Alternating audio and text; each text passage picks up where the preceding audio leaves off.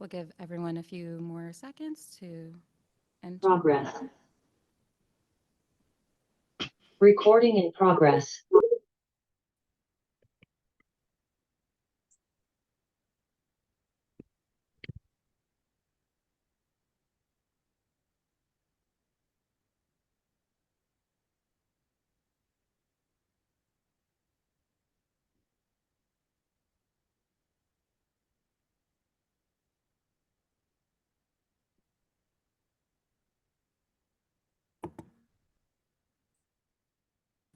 All right, good afternoon, everyone. My name is Gabriela Herrera, and I'm here from SACOG. I'm with the Government and Public Affairs team. I've been with SACOG for a little over a year now, so I might still be a new face to a lot of you. SACOG is very happy today to welcome HCD and Strategic Growth Council staff today to discuss the Affordable Housing Sustainable Community Grant Program. Thank you, everyone who is joining us here in person or via Zoom. Today's conversation is going to be recorded, so if you missed something, we'll do a follow-up and we'll send out the recording in the next couple of days. So as you know, the AHSC program has awarded about 3.1 billion funds across the state to support affordable housing and sustainable transportation projects in more than 100 jurisdictions across the state, and that includes quite a few jurisdictions within the SACOG region, which we'll hear a little bit about later. Our goal for today is to provide a deeper understanding on how jurisdictions you all can work with partners to craft competitive projects, not only in round 8, but in future rounds as well. And before I pass this rest of the presentation to Growth Council staff, I'd like to also acknowledge two of our own SACOG staff, Dolph Caden and Greg Chu, who many of you may know. They are here to help connect your jurisdictions, your staff with partners, and we at SACOG are always happy here to help convene conversations such as the one today. But for technical assistance, many of y'all know that you'll be reaching out to the Strategic Growth Council and to Enterprise directly. And if you're not sure how to do that, we're always happy to help make those connections as well. Without further ado, I'd like to introduce Mark Caswell and Jessica Lopez. Mark serves as the Affordable Housing and Sustainable Communities Program Manager, where he focuses on program planning, implementation, and evaluation. And Jessica serves as the Senior Program Analyst for the program as well. Thank you.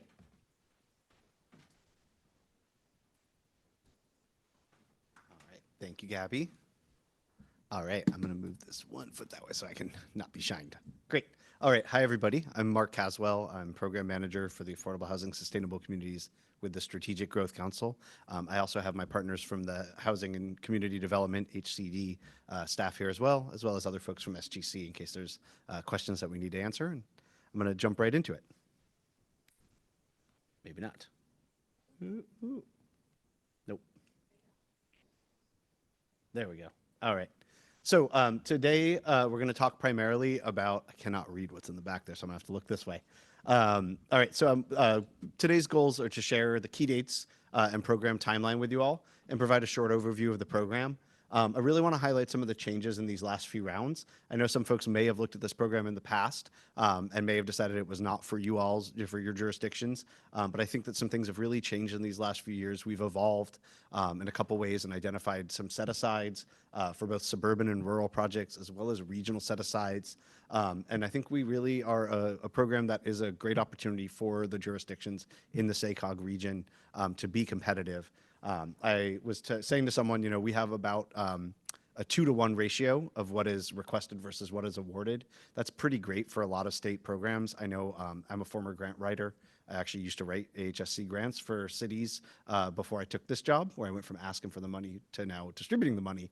So I know that this is a really good opportunity. It's literally about a 50% chance that you're going to get your funds if you get an application across the finish line, as opposed to some other programs that are like 10-to-1.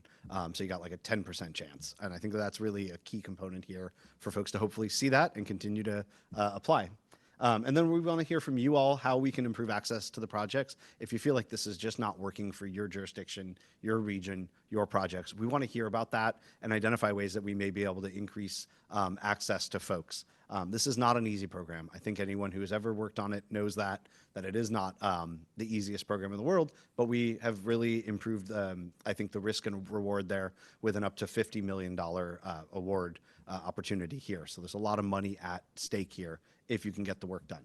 And then we want to just brainstorm and build collaboration among the region, ways that either you all can work together better if you've had successes, if you've had failures, if you found challenges, and really what you can do there. And then really sgc.ca.gov/programs/AHSC, or just Google AHSC, and you'll find that there. So quickly on the timeline, we released round 8 draft guidelines on September 22nd. This actually says now in October, but we're already into December. So the draft guidelines were released. We had a comment period that ended. We've had comments, and actually we had released the draft guidelines on Friday, December 1st, ahead of schedule, but they are out and public right now as of officially Monday, yesterday. We're going to have the guidelines adopted in a week on December 14th at the SGC Council meeting, and then we'll have the NOFA out in January.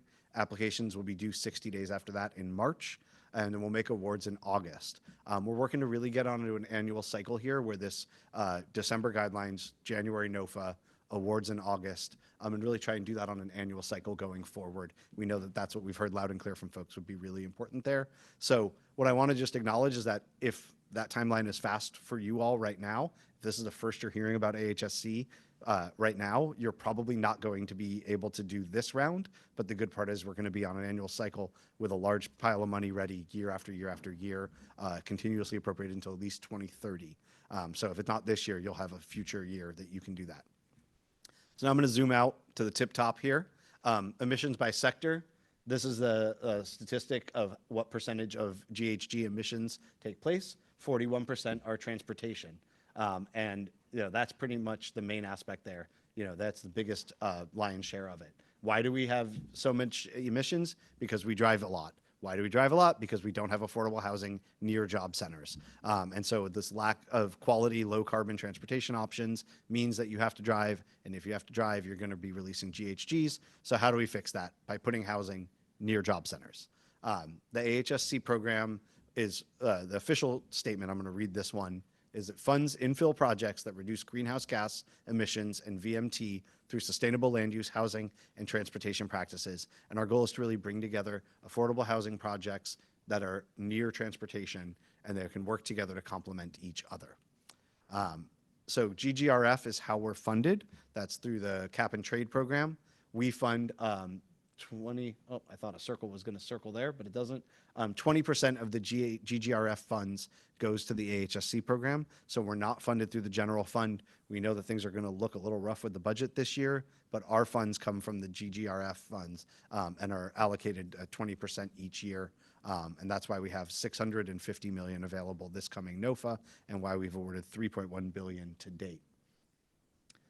Funding over time, you can see we started at 134. We went up and up and up. Round 6, we actually combined 2 years together there, and that got us the 785, which was our awards there, 750, and we're back a little bit down to 650, but we're confident that we're going to see that number pretty stabilize based on the cap and trade lately. So we've got 650 that's available starting in January. So tip-top overview, as I already read to you earlier, funding info projects to reduce VMT. Program funds housing, whether that's actually building the housing itself or some of the housing-related infrastructure that can be sewer, internet, water, electricity, things that get you to the building that are required as a condition of approval that your jurisdiction may require. The developer can go and get funds to fund those things.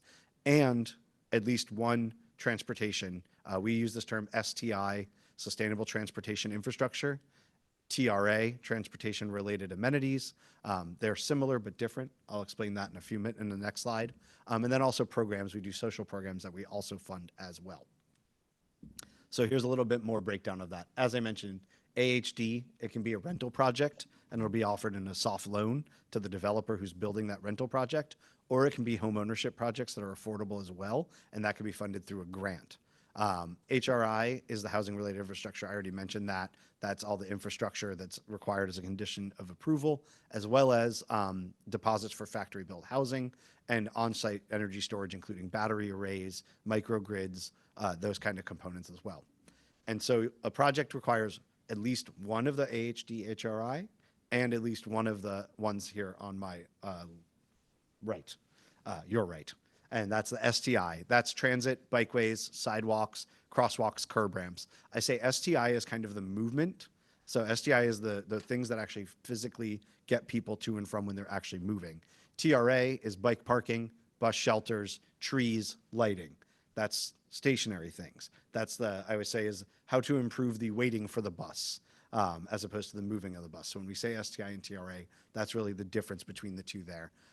The reason we break them out is because for a while, a lot of people were bus, trains, and not really thinking about the experience of the person waiting. So we kind of pulled them out and said you have to do both of those to really get the most points.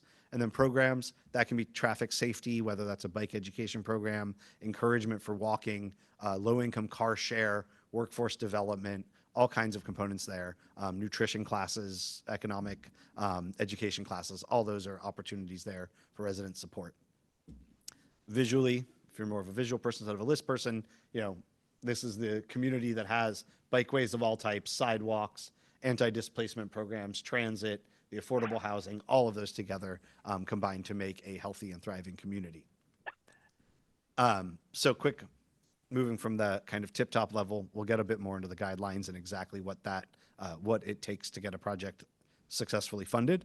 But I'm going to talk a bit about the project impact of AHSC to date. We funded 7 rounds. Round 8 is the one that'll be out in January. Of those 7 rounds, we funded 185 projects across the state.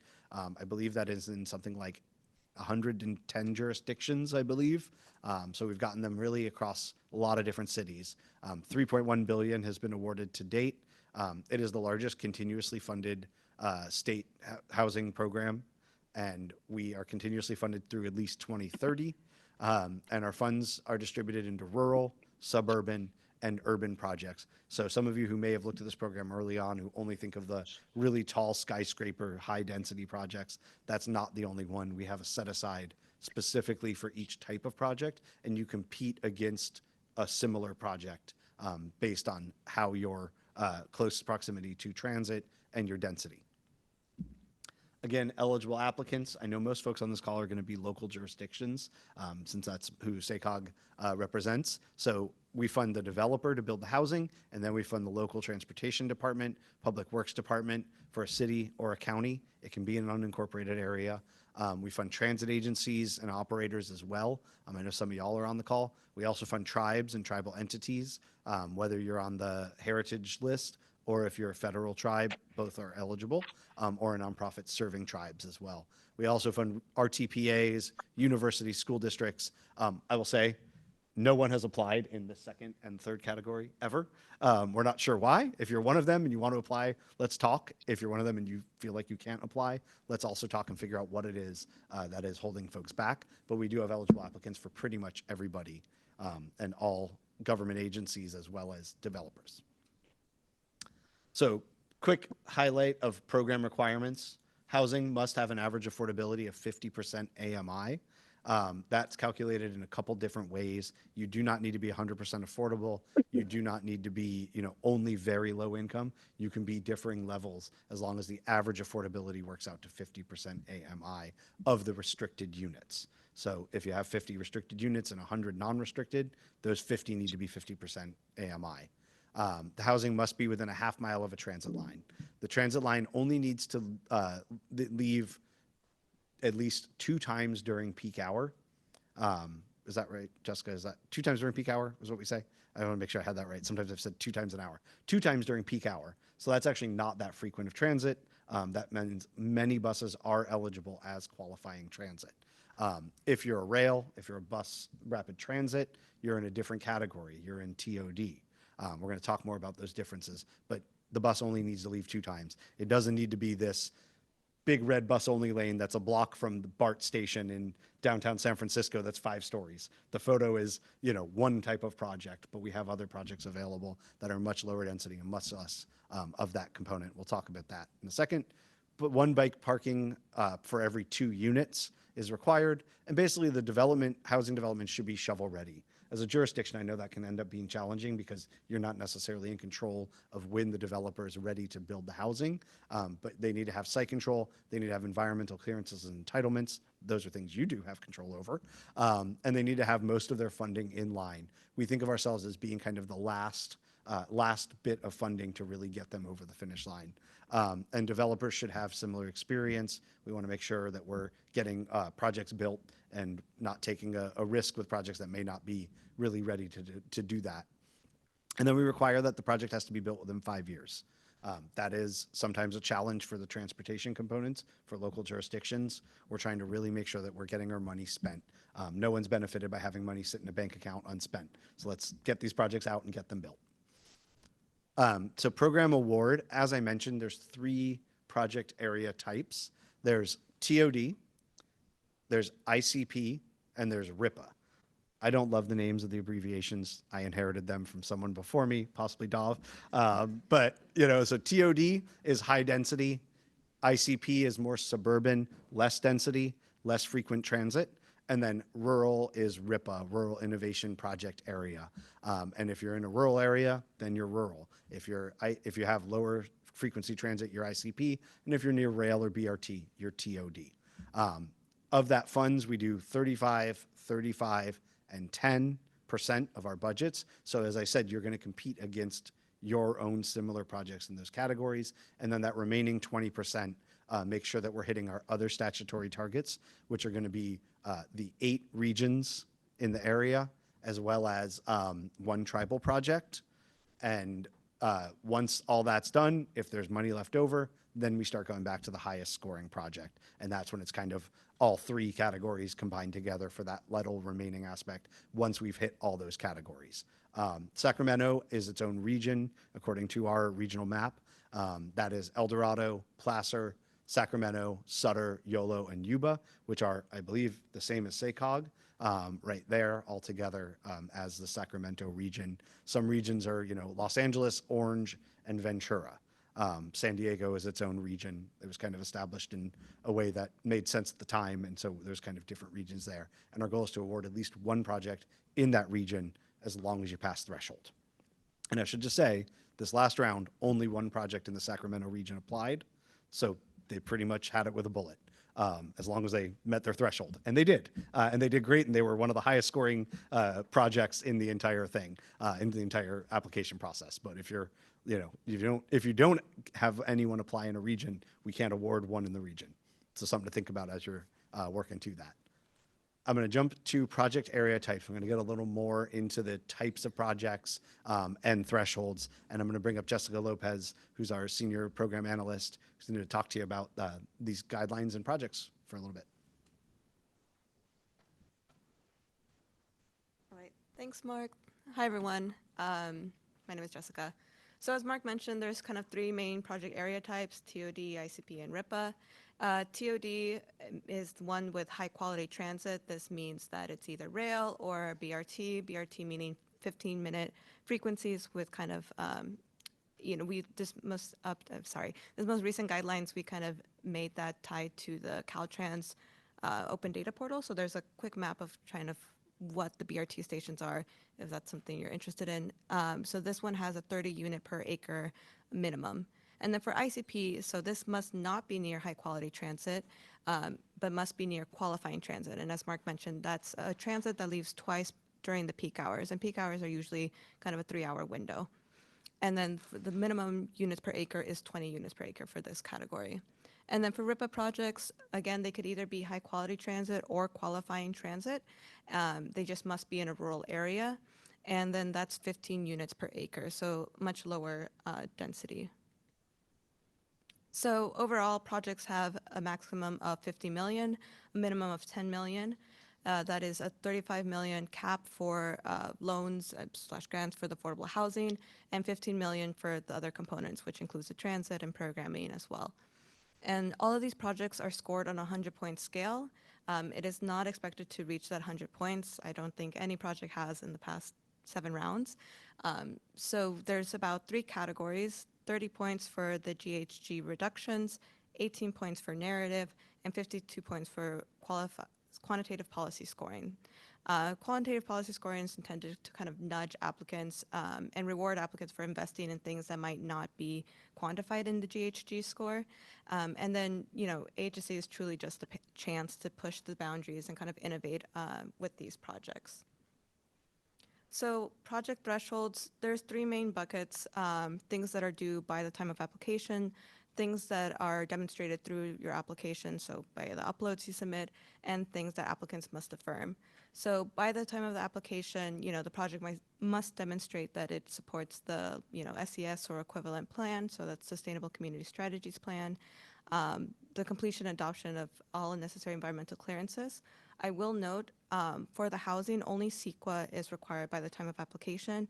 NEPA is required, if triggered, is required prior to the disbursement of funds. And then for the STI and TRA component, you don't need that until before, until after application. So those components don't have to have the environmental clearances at application stage. And then in general, it must not be on agricultural land. We have a tool where you could verify that. And the construction must not have commenced by the time of application. So at the time of application, projects must demonstrate the reduction of VMTs through submitting the GHG calculator, provide transit passes, demonstrate site control, demonstrate experience, and then the qualifying or high quality transit must be within a half mile of the affordable housing development. And this half mile is through a pedestrian access route. So it's not just as the crow flies, but kind of a walking path. Additionally, the AHD, the affordable housing development, must be all electric design, and internet service must be provided for 3 years for each restricted units. This can be paid through AHSC funds, so we're kind of aligning that as well. And then lastly, project must affirm a couple of things, that it must be smoke-free housing, not supplanting funds, applicable building codes, things of that nature. And as I mentioned, this is kind of a more detailed breakdown of the scoring criteria. For GHG reduction, it's transit and shared mobility, so kind of the transit improvements, the project area GHG, this takes into account the housing density and all that, and then GHG efficiency, so essentially the cost efficiency of the reductions to the funding request. And then we have narrative-based policy scoring. This includes community benefit and engagement, climate adaptation, community resilience. We have kind of a matrix where you can point to the depth of measures that the project is pursuing, collaboration and planning, kind of the work that was needed to get to this point, and then equity and transformation, which was a scoring category we added in round 7. So this is kind of a more detailed breakdown of the GHG scoring. So essentially, there is a GHG calculator tool, and so applications will be scored on the GHG emission reductions as demonstrated there. The tool takes into account the housing, the number of units, the density, the transportation improvements, whether that be active transportation or bus transit service, and as well as solar PV, things that are required above threshold. The tool does not take into account just replacement of vehicles. So if you're just doing a one-for-one replacement and not expanding service, that's not demonstrated in the reductions, and just purely just upgrading bike lanes and kind of the energy efficiency of the building. And this is a very long list of our quantitative policy scoring. As you can see, we kind of have these broad categories where we try to incentivize different active transportation improvements, the siting of the project, if you have a pro-housing designation, if you're trying to pursue workforce development programs for the residents or the broader community, and then housing affordability. And again, this is narrative-based policy scoring. The intent of the narrative is really to allow applicants to showcase the important aspect of each project. We know not everything can be kind of demonstrated in a spreadsheet, so this is meant to allow applicants that opportunity. And each of these categories are reviewed by an agency panel of experts for each specific category. This part of the scoring cannot be appealed. For the GHG and quantitative policy scoring. We do give applicants an initial score letter where we explain why we may have docked points, and applicants are allowed a chance to kind of point where information may have been missed. But narrative-based scoring, is just given at the end. So I'm going to go into some of the past projects that we've awarded. So for this one, first one is Creekside Affordable Housing. This is in Davis. It was an ICP project. This brought together the City of Davis, the John Stewart Company, and neighborhood partners. This had a 11.8 million award. As you can see, about most of it went to the affordable housing development, some HRI improvements, and then some TRA and transit improvements as well. This had 90 affordable units, mostly very low income and extremely low income. And then they've added 2 miles of class 2 bike lanes, walkways, and then 3 bus shelters as part of the project. Overall, the net density was about 42 dwelling units per acre. This is a Sacramento project, so rail yards. This brought together Downtown Rail Yards Venture as well as the USA Properties Fund. This was awarded $15 million. It didn't have any AHD funding, which is unique to this project. Most projects do have some funding, but they did pursue that HRA funding and then STI and TRA. So this had a total of 303 units with 61 affordable. So they were able to kind of work that out and then have several bikeways, walkways. It did have a bit higher density of 80 dwelling units per acre, but this was one of the key projects in Sacramento. And then Richland Village in Yuba City. This brought together the Centers of Community Affordable Housing and Sage Housing Group. This was awarded $30 million. This is one of the more recent projects. So, HD 17.4 million, STI and TRA about, 10 million. It was 100% affordable with 2 class 2 bike lanes, walkways. They had a transit center investments. So they included kind of electric vehicle bus charging and then solar panels. This also had a 40 dwelling unit per acre density. And then one of our more rural projects is Meadow View. This was mainly through the neighborhood partners. Not every project, just to note, has to have the city or jurisdiction as the co-applicant. Sometimes developers do site agreements and partner with the jurisdiction that way. And so this project was awarded $16.2 million, half of that to the HDHRI, and then the rest to the STI TRA and programs. This was also 100% affordable with 56 affordable units. They've added over 3 miles of bikeways, a little under a mile of walkways. They added 4 buses, which probably helped their headways and their reductions. And then they had a lower density of 17 dwelling units per acre. And I think we're almost getting to the last ones. So the next one is Archway Commons. This is with EAH, City Modesto, and Humboldt, the Transit Authority. This was awarded $24.8 million. So this was a mix of family and senior. We have actually in this past 2 funding rounds, we've kind of given incentives and points for developments that have family-style units, so 3 bedrooms or larger. This had a 1.7 miles of Class 1 bike path, 9,000 feet of walkways, a new bus service, and a rail cap. So that could kind of really help the project with its improvements. And then the net density is 23 dwelling units per acre. And then Sequoia Commons, this is another rural project. This was through Self-Help Enterprises. It was awarded $12.1 million.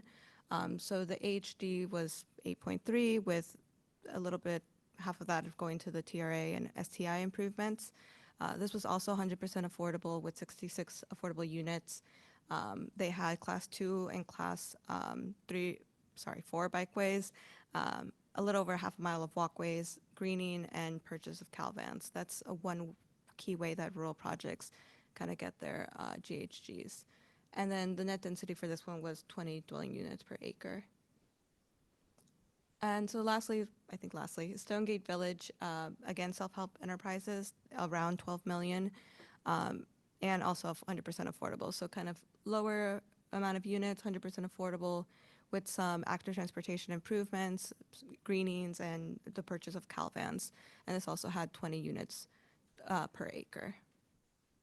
So as Mark mentioned at the top of the presentation, Round 8 timeline, we're currently have released our final guidelines, and they'll be adopted at our SGC Council meeting on December 14th. The NOFA will be released in kind of mid to late January with a 60-day application window, so it would be due 60 days after it's released, most likely in March. and then we'll be awarding projects in August. And here is our contact info. Feel free to reach out. We're all on that general inbox, so you will get a response. And I'm not sure if we don't have a slide on it, but we also do offer technical assistance. We have that on our website as well under our timeline. So if you're interested in just kind of learning more about the program, feel free to fill that out or reach out to us directly to our email. And with that, I think we'll take questions, right? Yeah, thank you so much, Mark and Jessica. For those of us on Zoom, if you have a question, please raise your hand and we'll try to take them in order. Or alternatively, you could put them in the chat and I'm happy to read them out. And for those here in the room with us, feel free just to unmute your mic and ask a question. Do we have anybody who would like to ask our first question? There's a lot of information. This will be a very short webinar if we don't have any.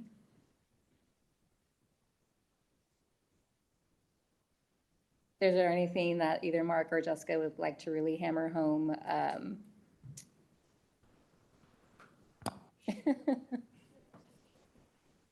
Sure, I'll talk. I'll talk a little bit while people maybe think of questions.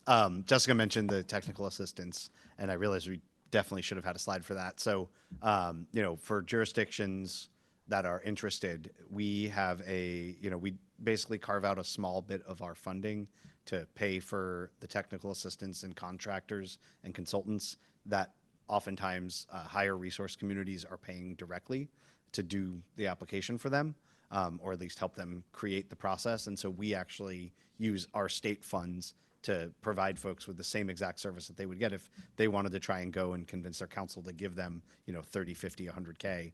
And we offer that as a way to make sure that folks are able to get that service without having to use their own funds. And so that technical assistance, we have slots open by region, we have slots open by tribes, we have slots open by type of project. We have a bunch of different ways that we can fit folks in. And we're always looking for projects that are interested.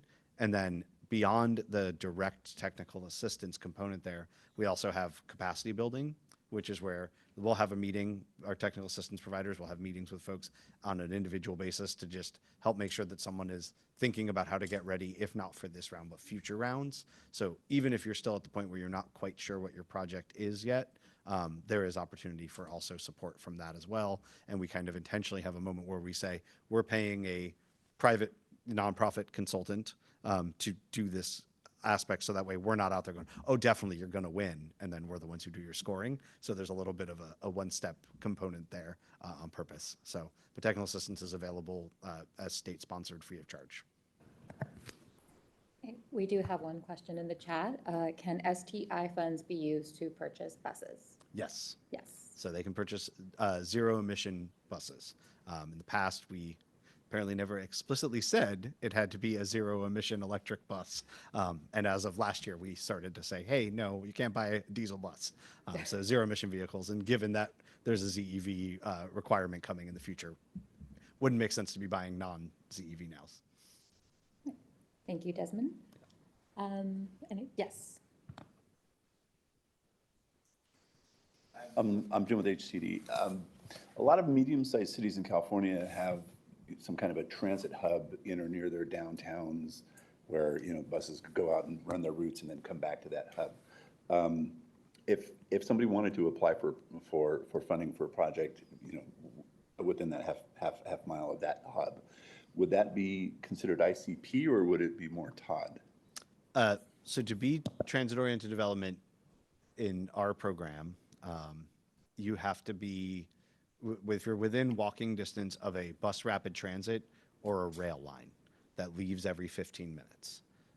And so that's the only way that you're going to be TOD. Otherwise, you'll be ICP. The point of TOD and the separation here was mostly that we didn't want to see, I mean, I'll even say, as someone who used to live in Los Angeles, now I live here in Sacramento, Sacramento versus downtown LA is going to be hard to compete from a GHG perspective.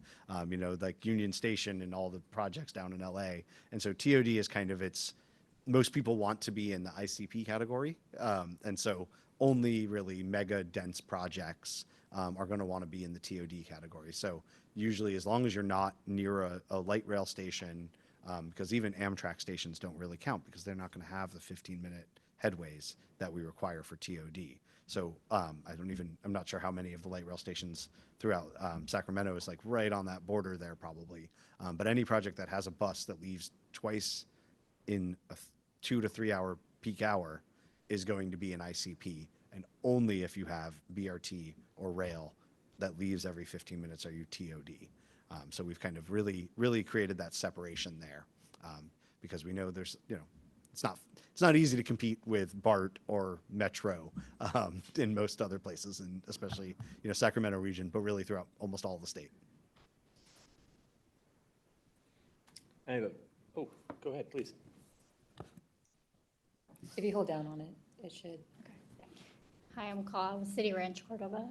Just curious, is this recording and PowerPoint going to be made available? Yes. Oh, thank you.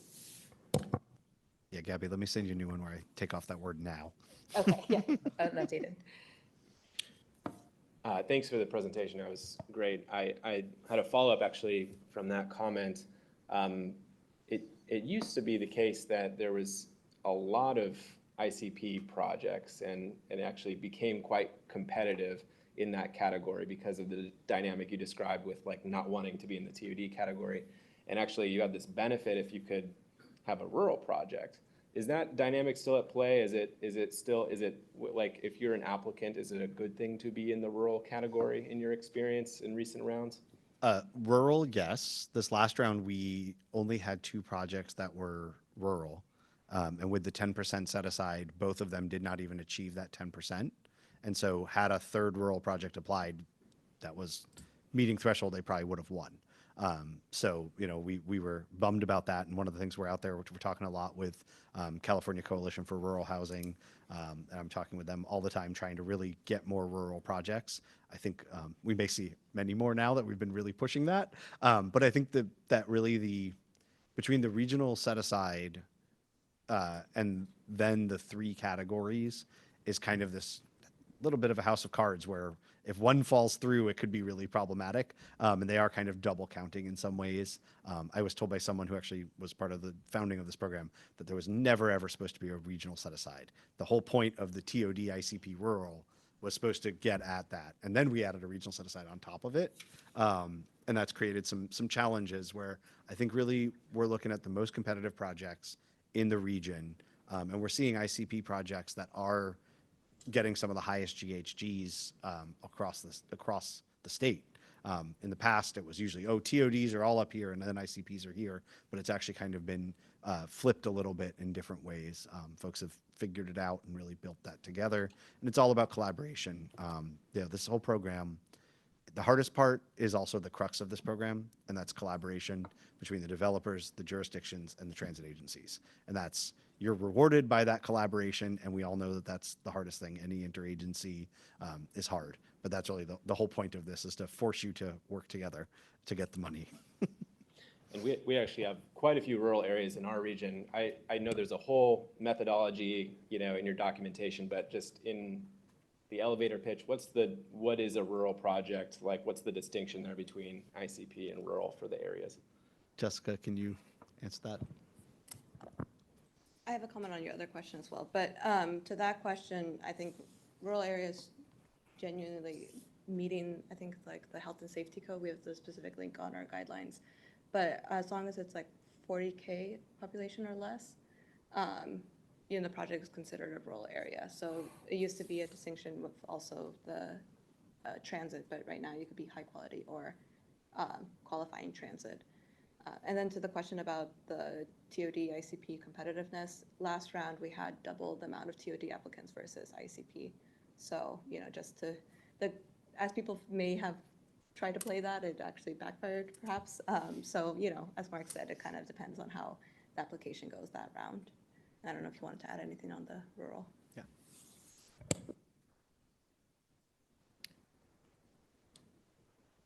We do have another question from the chat. Do Habitat for Humanity type affordable ownership projects qualify in the ICP category? Well, Habitat for Humanity, what was the second part? Type affordable ownership projects? It really comes down, I think, to the density. And then meeting the density requirements, and then making sure you have it's one thing to meet thresholds and another thing to meet competitiveness. So they're eligible for funding if they meet the density requirements and meet all the site control requirements. Yeah. It's the short of it. And if I read between the lines there of Habitat for Humanity home ownership projects, I assume that means kind of small single-family homes that are close together.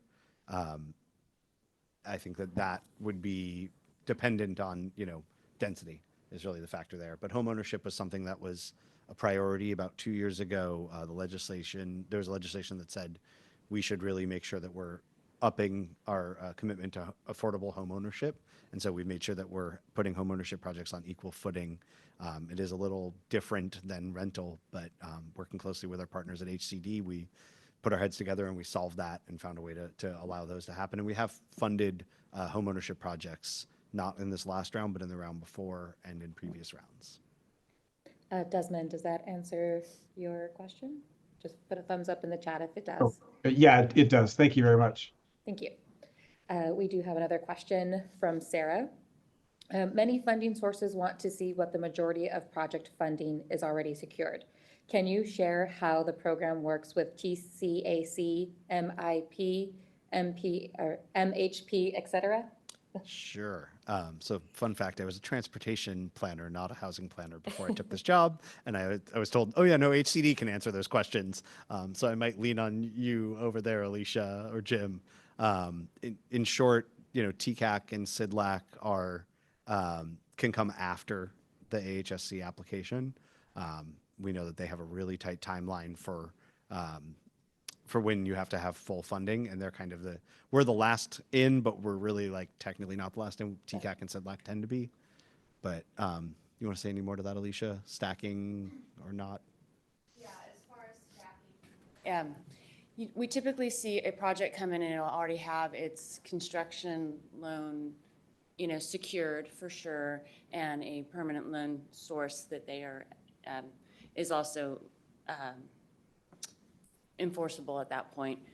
But then they are typically applying for TCAC at that point or planning to.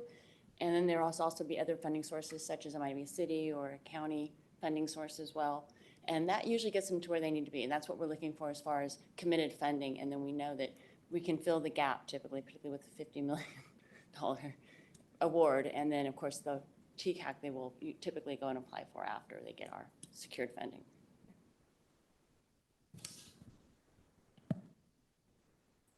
Greg, yeah.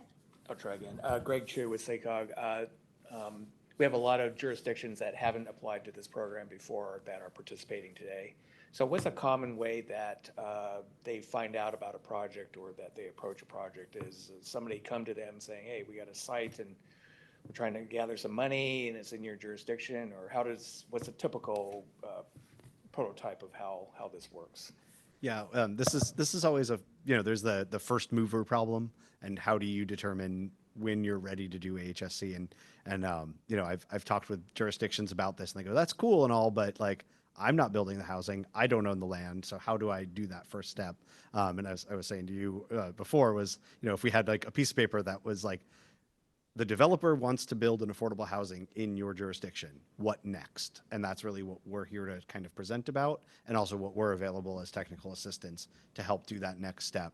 But usually most projects occur from the idea that a developer has a parcel of land, has site control, and is saying, I want to build, I've already secured roughly this number, I've got my pro forma ready to go, I just need this extra money. City, can you commit to helping build the bikeways, the sidewalks, the transit, and kind of bring that together? And that's usually where the partnership starts.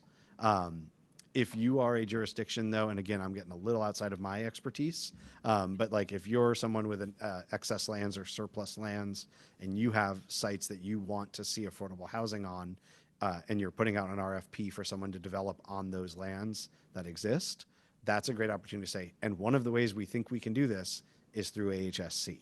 And kind of adding that into the language and just saying like, this is a tool in your toolbox to help you achieve that goal. And I know some cities are further ahead than that and others are behind that. But that's something that I think is really a good component there of if you're going, oh God, this empty parcel that's right in downtown that I really want to see affordable housing on, I will partner with you in order to help you bring that money together. And you can work with the different developers to do that. And this call is not for developers. I know some may be on, but you know, they know this program. They know it well. They call me all the time. They're always looking for it. And there's kind of a pool of roughly 20 to 30 that know how to do this.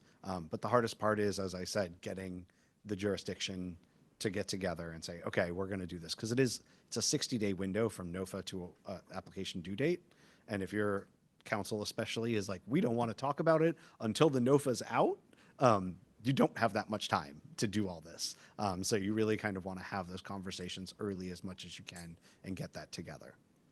I'll leave some space. Yeah, Jessica. Yeah, in short, you know, if the developer is still the first mover, it helps that the city has some context for what would be involved in an AHC application so that you can make the improvements.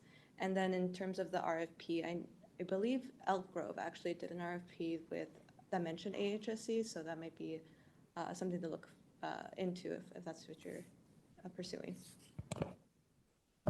A follow-up question is, what's the role of a transit agency in this process? Yeah, so, you know, to be successful, you need to have GHGs, and for better or worse, you get your GHGs through transit, through rail and bus service expansion. So you really want to make sure that you're talking early and often with a transit agency in your region, whether that's, you know, speaking for SACOG, I might get some off, so I may have to ask you guys to jump in. But, you know, obviously there's SAC-RT, there's ACE Rail has been successful as well in this area. We mentioned them in a couple slides earlier. And then I know there's YOLO Bus, and I'm not sure, Capital Corridor, I know partnered with a project in South Lake Tahoe as well. And so those agencies, you know, getting to talk to those folks are really important there.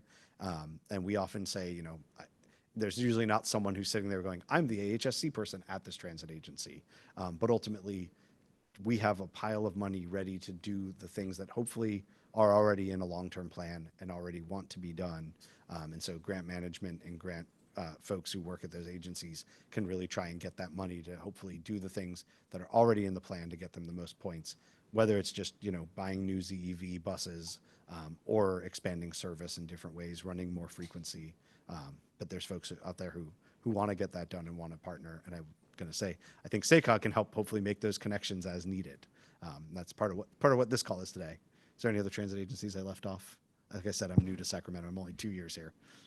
Unitrans Unitrans. in Davis. Oh yeah, Davis. Yeah, UCTD, we have someone from there on today. Yeah. Great.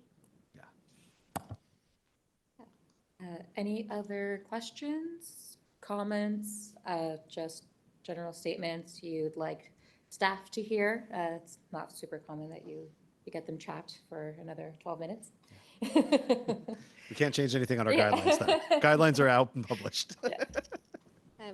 I have a question. Nikki Stregan from Placer County. Can you talk a little bit about rural projects, like common aspects of rural projects that do not meet threshold? What do you see out there? Yeah. A really common theme with rural projects are Cal vans and partnering with them to really get their GHGs and be able to compete with other projects. And I mean, Cal vans was like some of the rural projects have been some of the highest GHGs because of that. So there's a good partnership there. Beyond that is, you know, a bus that leaves twice in peak hour is really kind of the base level there. I will say, you know, as I said, we didn't get our ability to reach 10%. So if there are barriers to rural being able to apply altogether, would love to hear them and find ways to make sure that we're allowing ourselves to meet that goal, because we don't want to be creating impossible barriers. Jessica, yeah. If I understood your question, it was also what are common ways that they do not meet threshold? Right, yeah. Okay, so I think one of the common ways is that they, you know, one of the things is that you cannot be on agricultural land, and we have the tool for FFMP. There is an exemption to that, so if you're technically on agricultural land, then you must be an infill project. So I think that's something we didn't clarify earlier, that on the get-go, if your project is on urban land in this map, then you don't need to technically meet the infill requirements because it is assumed you do. So sometimes in rural areas, you know, it shows up as an agricultural land, and then you must demonstrate that 75% of the parcel is has built out urban uses. And then in terms of Calvans, sometimes Calvans doesn't reach that service, doesn't have that jurisdiction in their service area. And so ways that they approach that is look into different transit options. Something recently added 2 rounds ago was micro-mobility options. I know, for example, the city of Eureka did, subsidies for one of their car share programs, and that actually got them half of their GHG emissions, which was, I think they were one of the only projects that did the CMO tool for that. And then other than that, I think in general, maybe perhaps density would be the other challenge. There are, allowable deductions to try to meet those net densities. So just looking into making sure you're really accounting for all of those uses so that you really get the maximum density out of that. And that's what comes to mind. We have one more question in the chat. In our experience, the infrastructure lift for infill sites on transit has discouraged developers from tackling these sites. Since the program requires a shovel-ready project, it makes it so this type of funding cannot help unlock the site. Has SGC considered funding infrastructure to unlock these sites if there are deed restrictions or other restrictions that require affordable projects?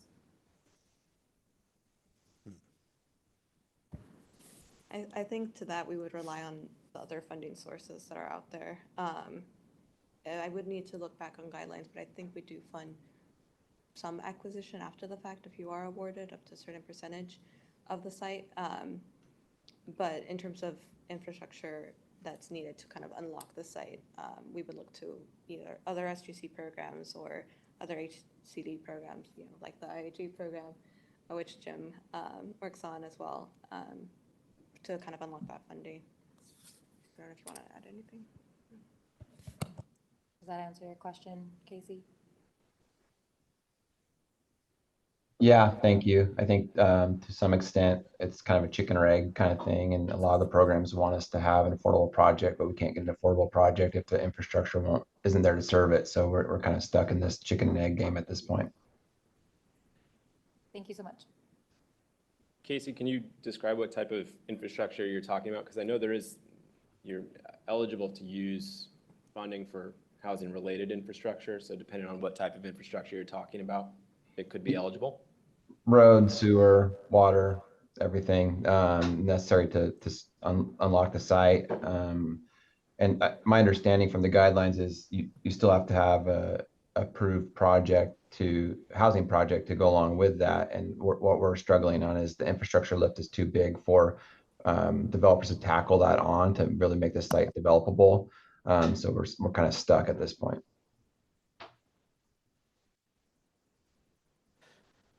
Alicia, if someone were to apply, I know we had that example of a project that was, HRI only. Right. And when we say, 50% must be for housing, that includes HRI. And so could someone, like roads make me say no, but, other sewer and electricity, but you need to have 50% of your funds for that. Right. And then, that could be a lot. Theoretically, but how are you going to get all your GHGs? Because the net density, well, you could, I guess. Yeah. The housing. But they would need to have an approved housing project, even if it was just for infrastructure. Yeah. Yeah. Yeah. Yeah. Yeah. I mean, HCD has pre-development loans too that you could maybe look at. I don't know. Yeah. Yeah, I don't think we're doing roadways. Yeah. There's pre-development projects through HCD. Not sure if REAP 2.0 would help with that. I know there's some funds there. But then, we do give points for local match and other things related to investments there. Jim, yeah. Yeah, at HCD, the infill infrastructure grant program will build roadways too. We have a couple of contracts that have done that very thing. So, in some cases, it was a roadway of several miles that linked 4 different affordable housing projects. So that is doable. It's certainly possible. And so if it's just one housing development, as long as it's not several miles of road, it's very doable.